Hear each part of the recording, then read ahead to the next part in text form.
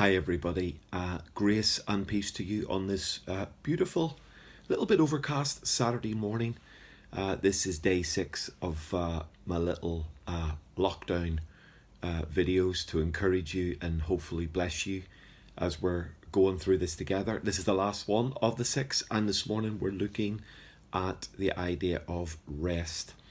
I think one of the challenges when you are in a situation like we're all working from home, and certainly it's been one of the challenges that I've faced being self-employed and largely working from home, is that we think that we don't need to rest. So because we're at home, because we're doing stuff that we would normally do when we weren't at work, we sort of now get into the situation where we say, well, we don't need a rest now, everything is fine. But I have found, even in my world, and obviously more extreme in these moments, that it's even more important to what I would describe as legitimizing your rest.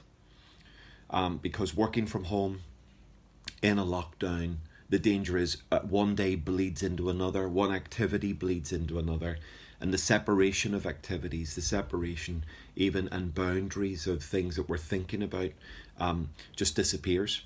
And before we know it, then the sort of the week just rolls into another week. And it's really important, as we've talked about routine and rhythm, we've talked about recreation, all of those things, that actually we give rest a boundary, we legitimize rest, make rest an actual day. As Jesus said, Sabbath was made for man. It was a day or a season for him to enter into. It was legitimized. And of course, in the context of Tanakh, Sabbath would have been literally legitimized because it had a boundary from evening to morning, Friday night to Saturday.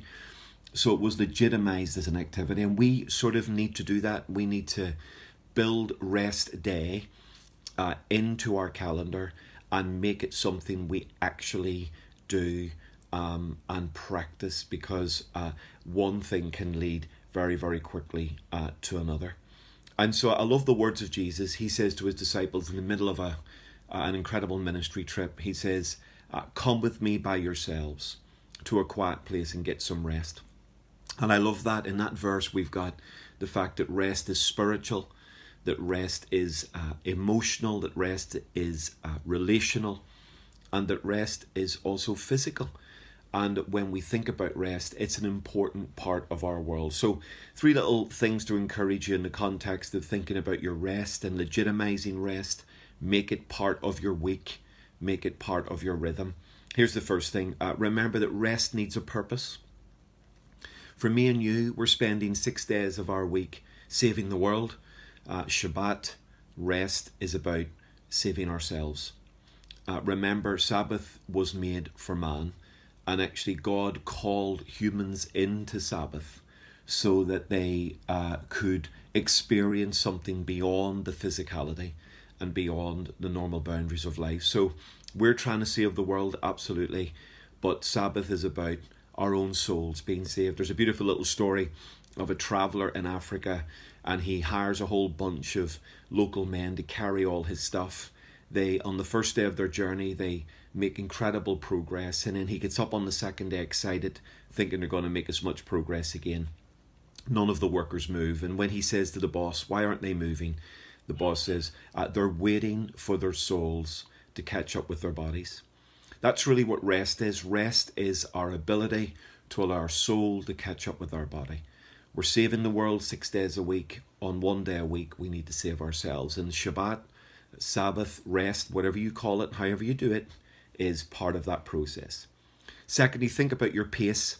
In my car, it's amazing. I have cruise control, and I've noticed that if I can go on a long journey and reduce my revs so that I'm doing 68 miles per hour on average, the fuel that I save on that journey is absolutely incredible. Just by reducing the revs from 73 or 74 miles per hour to 68 miles per hour, the difference is absolutely incredible. Sabbath is about changing the pace.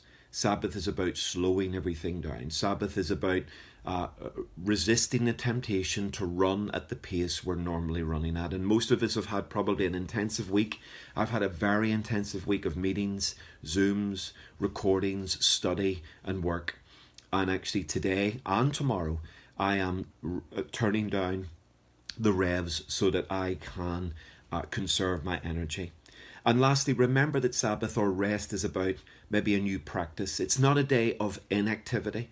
So Sabbath is not a day of inactivity. It's a day of different activity. It's a day of non-work or non-normal work. It's a day where we quieten the crowd and put our work away.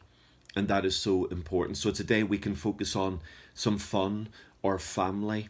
But it's a day when we are shifting our attention away from our normal work. Jesus said, come with me by yourselves to a quiet place, in juxtaposition to the noise of the crowd. Turn off the noise of the crowd. Come away from the demands of the crowd. Come away from the demands of your everyday normal work. And give that sense of rest, your rest day, a different practice. Remember, rest is not just physical, it's spiritual. Jesus said to the crowd, come to me and I will give you rest. He says to his disciples, come with me and let's get some rest. Sabbath was made for man, not man for Sabbath. And we are called into that rest. And I want to